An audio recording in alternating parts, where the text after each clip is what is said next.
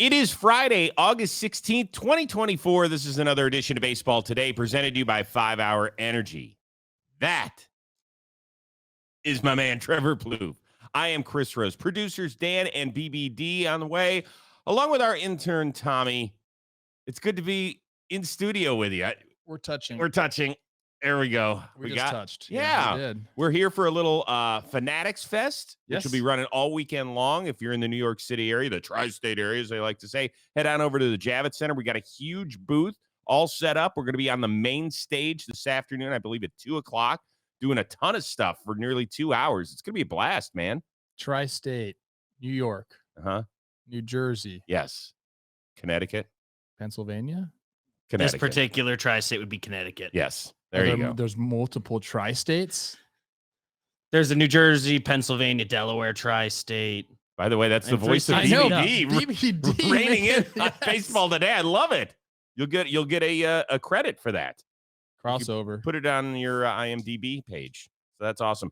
We got your 5 Hour Energy questions of the week. They were so good, we had to have multiple, but you'll understand the reason why. A lot to get to. In 2 tips of the cap, I had a tough time narrowing all this down. The first one was Weston Wilson, first Phillies rookie to ever hit for the cycle. You were begging for them to play him, weren't you? I got to know Weston a little bit. He works out in California with my good buddy Brad Boyer in the offseason as his hitting coach, and I've seen this guy swing, and it's as locked in as it can get. He reminds me of Steven Souza a little bit with the swing. Souza. How about that? Okay. We talked about the Phillies needed the shakeup. They put him in, give Trey Turner a day off. You talked about it earlier in the week. Trey Turner comes back. Now he's back. Let's go. 10th cycle in Phillies history, the first one at the bank in 20 years. The last guy to do it is still in Major League Baseball. He is a manager. Oh. And we might be talking about his team in a little bit. Oh. Look at your rundown. I'm looking right now. Right here. Alex Cora? I don't know. No. What does that even mean? I'm sorry. Who manages the second team there on the screen? I can't even see the screen right now. Reds. The Reds. David Bell? David Bell. Okay. I knew that. There you go. It's always fun. A little trivia for you. David Bell, last one at the park. Last Phillies player to hit for the cycle. Okay. There you go.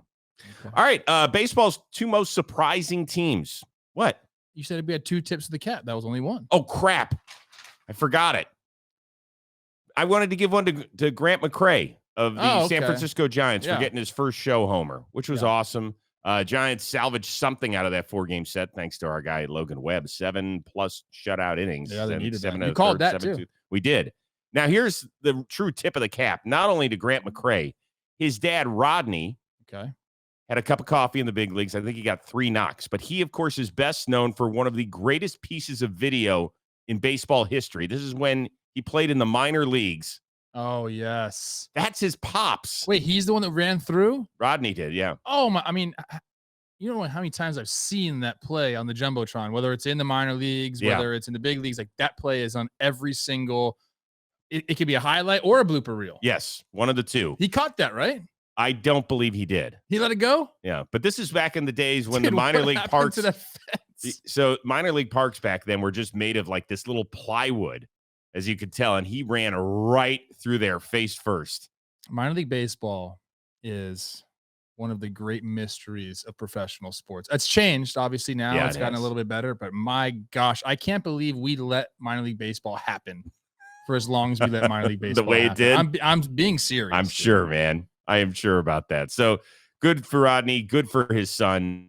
That's awesome. Now we can get on to the crux of the show. And baseball's 2 most surprising teams to go at it. 3-game set in Milwaukee between the Guardians and the Brewers. Brewers have the biggest divisional lead of any team out there, but their happiness a bit derailed on Thursday with this announcement from their former league MVP. It just got to the point where it wasn't getting better. Tried everything I could, ran out of options, and it came time to make a decision. So surgery is scheduled? Yeah, for Friday. This was the best option, that we really had left. It sucks, there's really no other way to put it other than it sucks. It's terrible.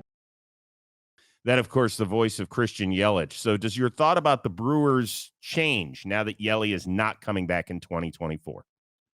I mean, obviously this doesn't help the Brewers case whatsoever. And, I talked to Yelich a little bit last night. He just said it's going to be for the best in the long run, which I think is the case here.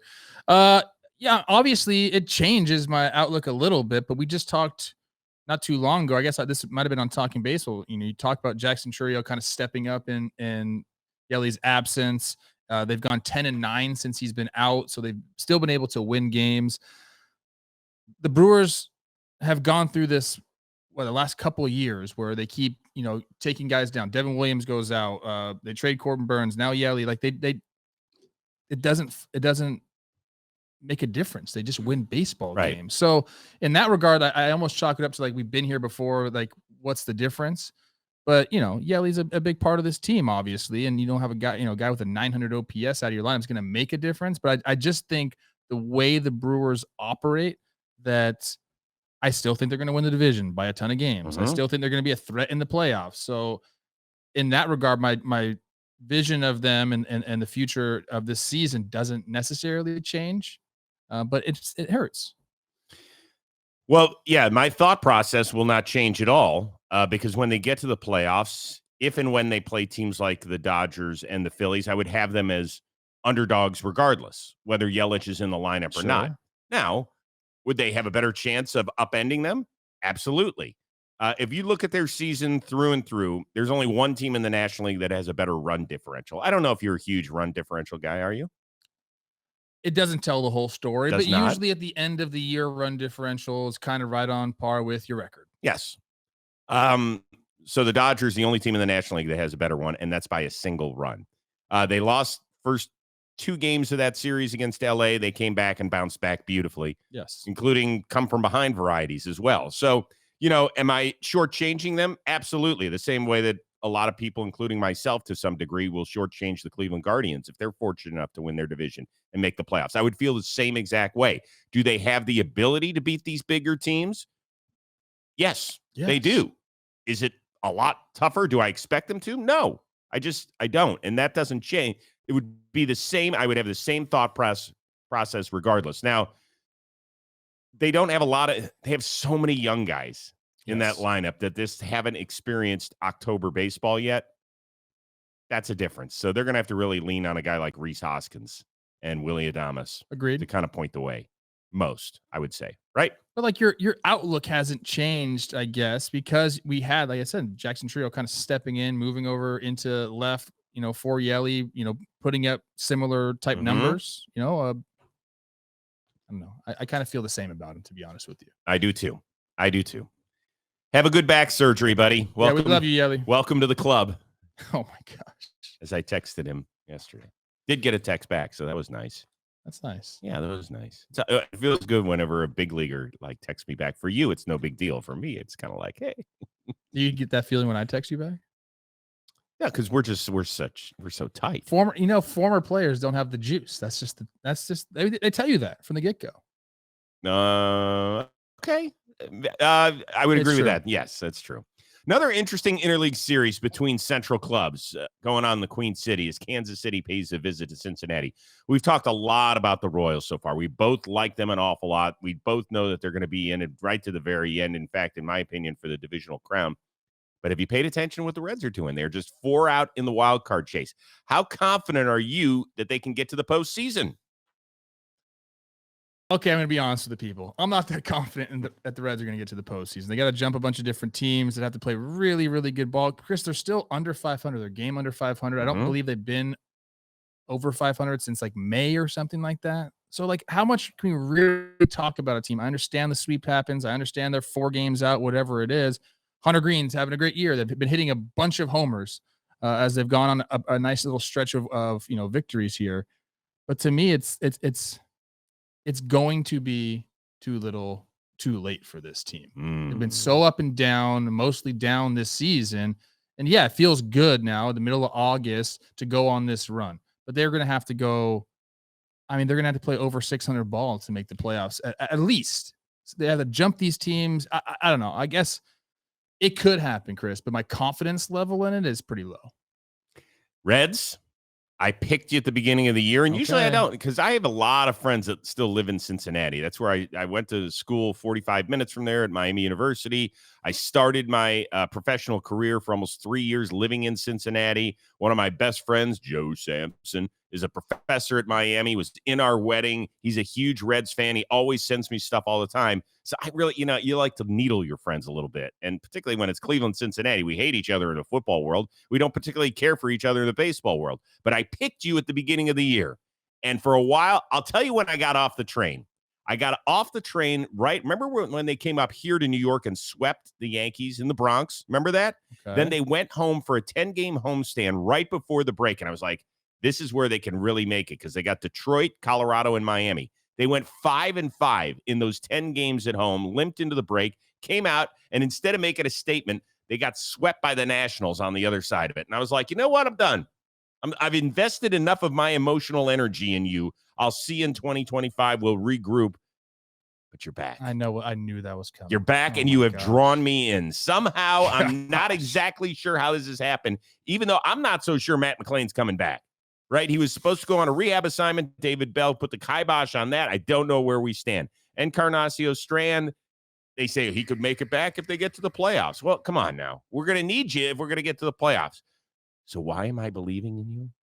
I am believing in you in part because Hunter Green he's been great. has just been incredible. 0.33 ERA in July, a 1.89 ERA in the month of August. He has become a certifiable ace, and I don't throw that word around lightly. He also, I believe, leads the league in fewest runs allowed per puke. I got to check that on the stats. A lot of puking. But I'm pretty sure, and we've only seen 2, but Josh, our oldest son, he told me that he's done it more frequently than that. Is there a stat on the main page that I can look at in number of pukes? Every time I look at, every time I see that, like the last time he puked into his glove. I'm sorry. If I'm the catcher, I'm like, get a new glove. You think I want to touch your puke every time I have to throw the ball back to you? Why? What happens there? I think it's like emotion, maybe some caffeine. I don't know what it is. Can I say this about the Reds? Yes. You got 10 games now. Mm-hmm. Kansas City, Toronto, Pittsburgh. Mm-hmm. Now, 7 of those are on the road. I think if you go 7 of 10, I will consider bringing you back into my confidence level. Okay. My confidence circle of trust. Right now, you're not in it. You got to get over 500 before I even start considering you. And then in this little stretch, this is the go stretch. I guess they play Oakland after that, although Oakland's been playing pretty good ball. Oakland's been playing great ball. But I'll still consider them a team you got to beat. So I guess 13 games, I'm going to make it even harder for you. I think you got to go 9 of 13. Yeah, I mean, I think that's fair, right? I mean, when you're kind of just trudging along near 500, winning 7 out of 13 is not going to get you to the playoffs. No, it's not going to be there. Here's the tough part for them. They've already lost tiebreakers to the Padres and the Diamondbacks, who I don't think they're going to catch anyway, and the Giants, whom they are kind of battling with. San Francisco's 3.5 back of the last wild card spot. Cincinnati's 4 back. So remember, at the end of the year, we don't have those play-in games anymore. You got to win. You got to go off, Reds. Ooh, okay. Spencer Steer is going off. He's having his best month of the year. He recently had a multi-homer game, so that's good. Okay, Reds, I'm still with you. Plouffe's off the train. Hunter Green, nice splitter. We know it's great. Okay, and he is an ace. He has become an ace. One of the better deals that a pitcher is in the big leagues right now. Well, they gave it to him when he hadn't been great. Yeah. So they were banking on him turning into this. And yes, now it has become a team-friendly-ish deal is what I would call it. Plouffe, you're going to want to listen to this because you take care of yourself. I mean, just look at the way look at me. Prance around here. It's amazing. You may assume that you're getting everything that your body needs from your diet or maybe a simple green juice. I know that you slug on those a few times a week. But most people are short of essential nutrients that your body needs to function at its best. And that is where Momentous comes in. Their creatine, omega-3s, and protein ensure that all of our bases are covered. These 3 supplements support nearly every aspect of your foundational health, from aiding cognitive function to reducing inflammation in muscles and joints. Don't just take our word for it. Momentous is a trusted supplement provider for nearly all 30 major league teams. Their creatine is sourced from CreaPure. That's the purest form of creatine, monohydrate available, and it is the gold standard of creatine. So some people hear creatine, they're like, wait a second, that's a thing that those dudes took. Well, here's what it is. It's a naturally produced amino acid commonly found in foods such as red meat and fish, plays a pivotal role in the energy production process within your body. I like creatine. Okay, good. So Momentous is dedicated to working only with the best, from their collaboration with experts to unparalleled commitment to only using the highest quality ingredients. There's a reason why the world's best athletes and experts use and help develop Momentous products. So if you're like the two of us, you want to take what the champions take, head on over to livemomentous.com. Use that code TALKIN. You're going to get 20% off your first order. That is livemomentous.com. The code is TALKIN. You'll feel better. We promise. All right, pair of teams coming off of the wrong way of sweeps are catching our eye today. Seattle just got toasted by Detroit, is in Pittsburgh. The Cardinals, who just got knocked around by the previously mentioned Reds, they are back home to face the Dodgers. Which team, Seattle, St. Louis, more desperate for a series win this weekend? I mean, you could say both teams here. Of course you could. That's why I asked the question. God. So give me one. I'm going Seattle because, I mean, you mentioned St. Louis goes and plays the Dodgers. Seattle is going to play the Pittsburgh Pirates, who have lost 10 games in a row. They're 5-15 in the last 20. The only problem is Paul Skeens is going. I don't know, man. Seattle, like it's the division lead is completely gone. It's kind of happened the way everyone feared it would. It's the big bad Astros were like Jaws just coming up, you know, like that little yeah, exactly. You always can do the sound effects. It happened. They got bit by Jaws. Like Jaws got him, got on the boat, right? Whatever it is. That's a good pun right there. Mariners, look at me. Look at that. They got to win this series. They got to, and then they go play the Dodgers. I don't know, man. Seattle, figure out. You scored 4 runs against Detroit. 4 runs. I get it. One of those starts was against Skubal. I get you. Okay. You got to be able to hit some of these guys, like especially where you're at. And I guess I'm talking about Seattle and their offense. Maybe I shouldn't expect that, but well, they did add Justin Turner and Randy Rosarena, so you would. I mean, yeah, that helps, but it's still just, I don't know, man. They need it in the worst way, because if they falter against Bailey Falter, gosh, I'm on a hot streak right now. And then the Dodgers, I don't know.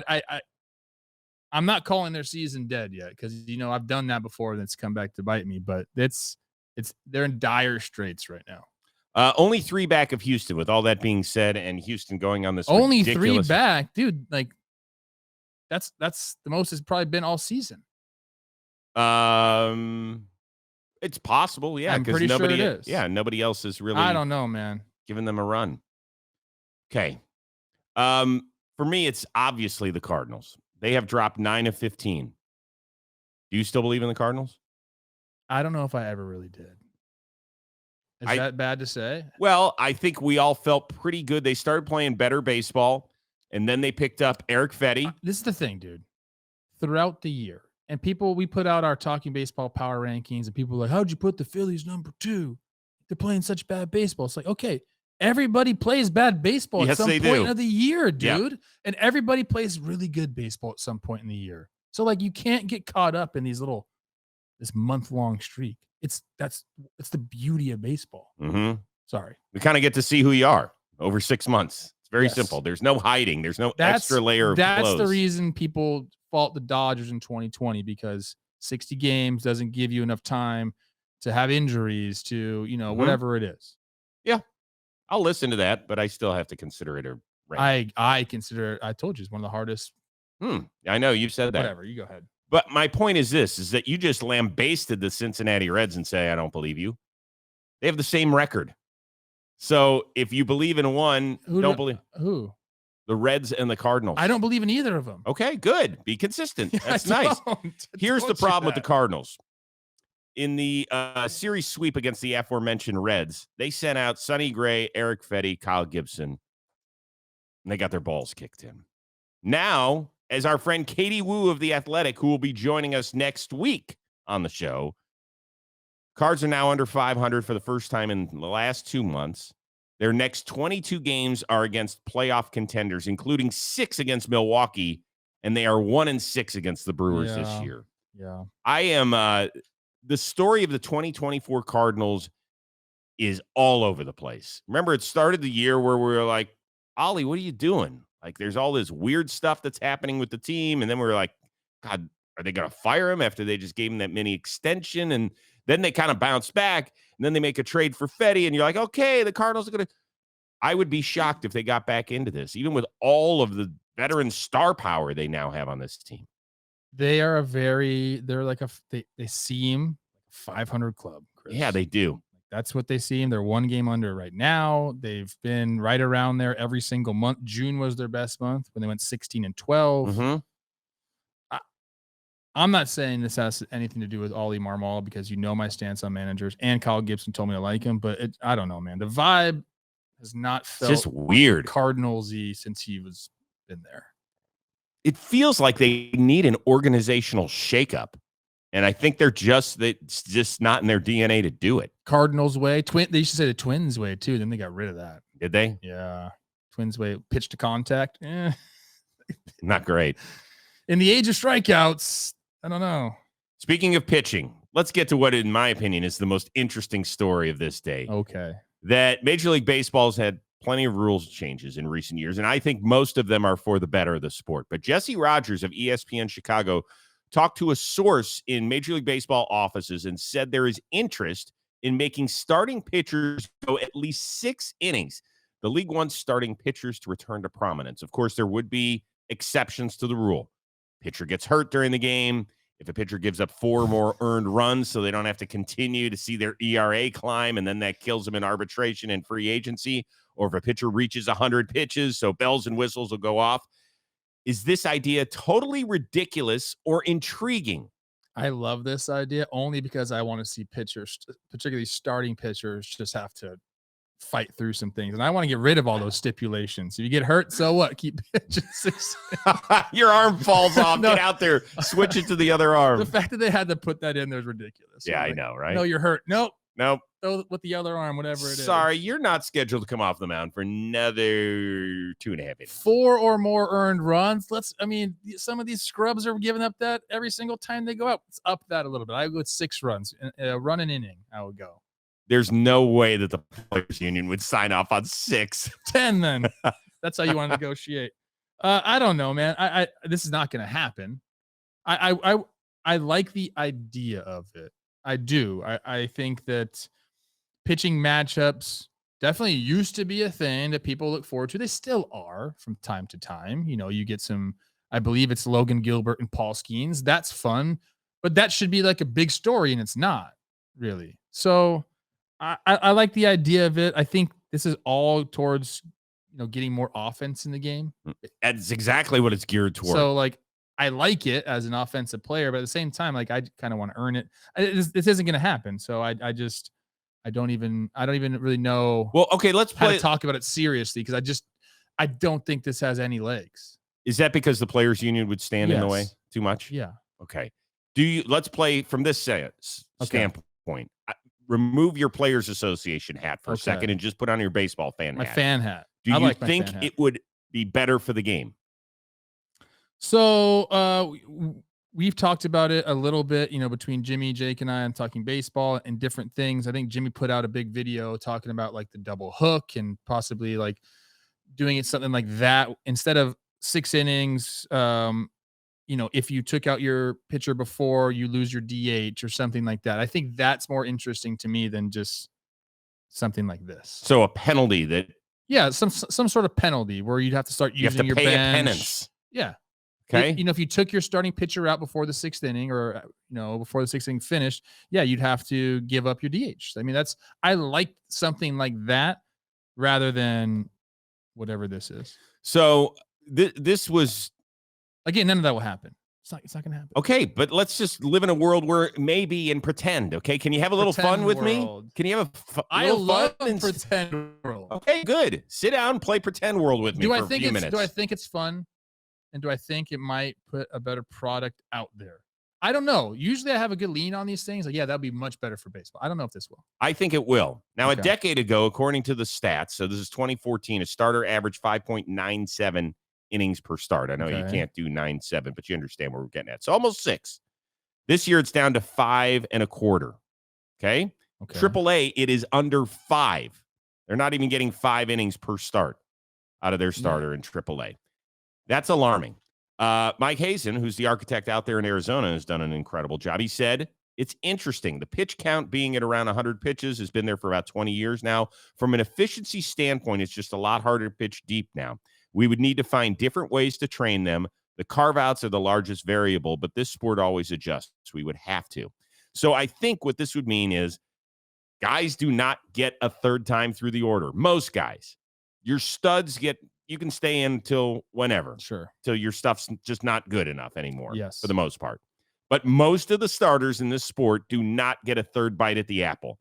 And that's because, well, they will have figured you out.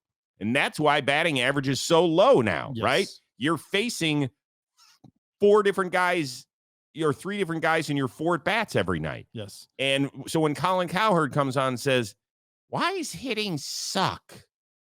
Why can't guys hit a baseball anymore? You know? Usually I like your impression. I know, that wasn't very good. That's not very good. That wasn't very good. Hey, Colin, relax, bro. You're a cash. So he's also cash. Yeah, he's got a lot of money. A lot of dough. He does. I think I started reading one of his books one time. I didn't finish it. Yeah. Well, he does a good job. He's very good at doing what he does. But you are a cash. So I do think it would help. I do think it would help the sport. I had a thought, and I lost it when you did that freaking impression. Stupid impression. Damn it. Goodness, Chris. Sorry. I'll have to make it up to you somewhere. Yeah. Okay. So my thought was this would drive starting pitching prices through the roof. If you had to, if like 6 innings and there's some sort of penalty or whatever, if you're a guy that could throw 6 innings and give you quality starts, you would just skyrocket. Do you think if that had been the case this year, do you think it would have been easier or harder to move Skubal? His value had gone crazy high. Yeah. Gosh, I can't believe he didn't get moved. I mean, I understand it from a Tiger standpoint. You should try to keep this guy, but you got 2 more years? Like, is it too late to try to keep this guy? I don't know, man. Jackson Holiday could have gotten. Oh boy, now we're back here again. Last thing about that, I told you guys this is where pitching has been going. Everyone's going to throw 2 innings, 3 innings. Like, this is what they want. It's cheaper that way.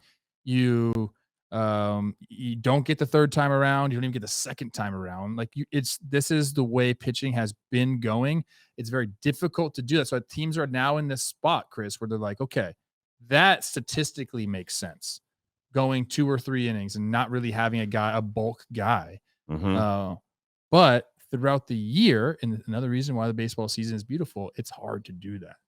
Well, so you don't only not have to pay starters, you're not going to have to pay relievers because you're going to blow them out before they get to free agency. So for them, I see their grand plan. The computers don't care. Yeah.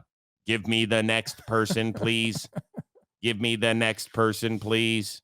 Do not care if they've made their money in arbitration or not. Okay. All right. You're staying in New York tonight, right? I am. Okay. I am. I know what that means. You and somebody else in this particular office might be tying one on tonight. So you need to listen to this. I want to tell you about a game-changing product that you can use before a night of drinks. Oh, yeah. It's called Z-Biotics Pre-Alcohol. Let's face it, night of drinking, we don't bounce back the way we used to. I definitely don't. Plouffe, starting to go on the wrong side of it. So you can make a choice. You can either have a great night or a great next day. That is until we found Z-Biotics Pre-Alcohol. Pre-alcohol is the world's first genetically engineered probiotic. It was invented by PhD scientists to tackle rough mornings after drinking. So here's how it works. When you drink, alcohol gets converted into a toxic byproduct in the gut. In this byproduct, not dehydration, that's to blame for your rough next day. So people think, oh, if I just drink some, no, that's not it. Pre-alcohol actually produces an enzyme to break down the byproduct. Just remember to make Z-Biotics your first drink of the night. Drink responsibly. You'll feel even better tomorrow. Okay? So when you have this, you're going to notice the difference the next day. And it means that you can keep doing what you're doing instead of just lying on the couch, hand on head going, oh, God, what happened to me? So head on over to zbiotics.com/baseball. You're going to get 15% off your first order when you use baseball at checkout. Pre-alcohol is backed with 100% money-back guarantee. So if you're unsatisfied for any reason, they're going to refund your money, no questions asked. Remember to head on over to zbiotics.com/baseball. Use the code baseball at checkout for 15% off. Thank you to ZBiotics for sponsoring this episode and our good times out. Awesome. All right. Time right now for our 5-hour energy questions of the week. Great job by you again. Had a tough time narrowing it down. That's why I had to pick 2. Let them know who the first one is. Feo. Just longtime mod, longtime listener, Bitcoin billionaire. Is he out of his Hamptons house this weekend or not? I don't know, Chris. All right, Feo. He might be in Vail for the summer bicycling. He wrote us that MLB changes the playoff rules so that a second place team can steal the seed of the division winner of a different division as long as they finish blank games above the division winner. What number, if any, would have to fill in the blank for you to be okay with this change? So you understand what we're talking about. Team, let's use the American League East since the Yankees and the Orioles are playing for right now the top seed. Let's just throw that out there. Let's say that the Orioles win the division. The Yankees would have to finish how many games above another division winner? It'd be the Astros. Okay. First of all, you got me with seed right there. Don't say seed like that, okay? I like this actually, and I am a fan. I'm a fan of just like kind of restructuring everything. I've mentioned that on this show before. I don't necessarily love the way the divisions are set up right now. I think we could do many more regional rivalries, but I also think it with the 162, as we've been talking, how much I love the length of the baseball season. I think a truly balanced schedule and just having the wins and losses determine the seeding. That's like my dream. Like, I don't really care about the divisional races. I really don't. We've seen too many times where like there's a strong division, weak division, and that should not set up the seedings in the playoffs. I just don't think it should. So if this was to happen, so how many games would the Yankees have to finish above the Astros? And right now they're 5 above. Yeah. So just give us a number that you'd be okay with. 1. Just finish ahead of them. That's what I think. All right. For me, it's null and void. I'm not into it. You don't like it? You like the divisional races? Yeah, I do. I think that it ebbs and flows. It really does. With sometimes divisions are great, sometimes they're lousy, but hey, that's the way it goes. So let's just get rid of divisions. That sounds so silly. No, but what you just said. Think about what you just said right there. But okay, so the alternative is what? Getting rid of divisions, getting rid of divisional play. Isn't that what you're saying? How about you just get a nice little trophy? No. And then the standings are what means something.